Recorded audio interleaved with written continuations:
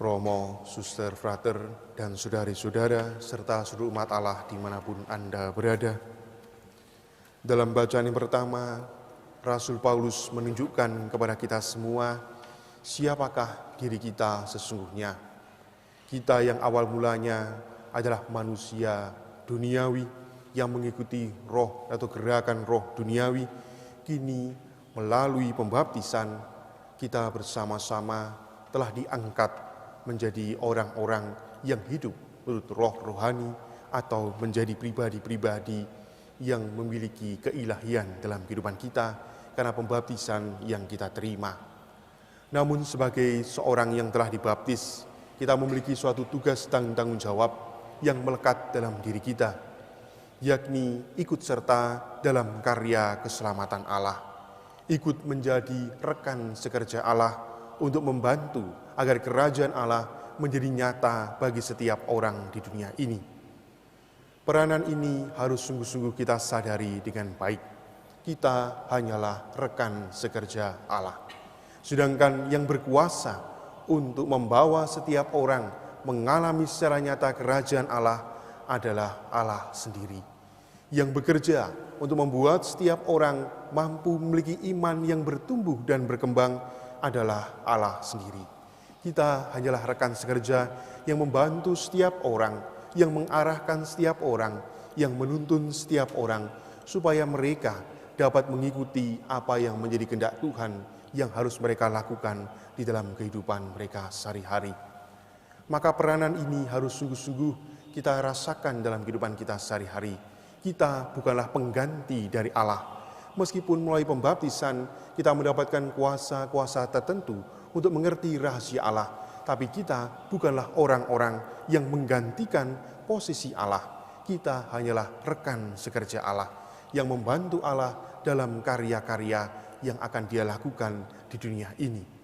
Maka tidaklah suatu hal yang penting bagi kita untuk mencari popularitas dalam diri. Tidaklah menjadi penting bagi kita untuk menunjukkan kepada semua orang peranan yang telah kita lakukan. Apapun yang telah kita lakukan, semuanya itu hanya kita lakukan karena kita adalah perpanjangan tangan Tuhan, bukan karena kita menggantikan Tuhan sendiri. Maka dari itu, setiap orang diundang untuk menjadi pribadi yang senantiasa lepas bebas, untuk mampu diutus kemanapun, sebagaimana yang digambarkan oleh Yesus dalam bacaan Injil. Ketika Yesus menyembuhkan ibu mertua dari Simon Petrus dan menyembuhkan banyak orang serta melepaskan setiap orang dari belenggu-belenggu kuasa kegelapan, roh-roh jahat. Setiap orang lalu merasa nyaman dengan pribadi Yesus dan ingin agar Yesus tetap bersama-sama dengan mereka menjadi pemimpin mereka. Godaan ini juga kerap kali terjadi dalam kehidupan kita. Dimanapun kita berada, ada kalanya kita lalu merasa nyaman dengan tempat di mana kita berada, merasa pas dan cocok, apalagi kalau banyak orang yang mengasihi dan mencintai kita. Lalu orang itu mengharap-harapkan agar jangan sampai kita dimutasi ke tempat yang lain, atau jangan sampai di tempat kerja kita dipindahkan ke divisi-divisi yang lain. Orang sudah merasa nyaman dan kedudukan kita. Itulah suatu godaan yang kerap kali terjadi dalam kehidupan kita. Karena sesungguhnya sebagai seorang Rasul Kristus, kita harus siap untuk menjadi pribadi yang diutus kemanapun, dalam tugas apapun, meskipun itu kadangkala sulit dan penuh dengan tantangan. Tapi memang seperti itulah yang harus dijalani sebagai rekan sekerja Allah.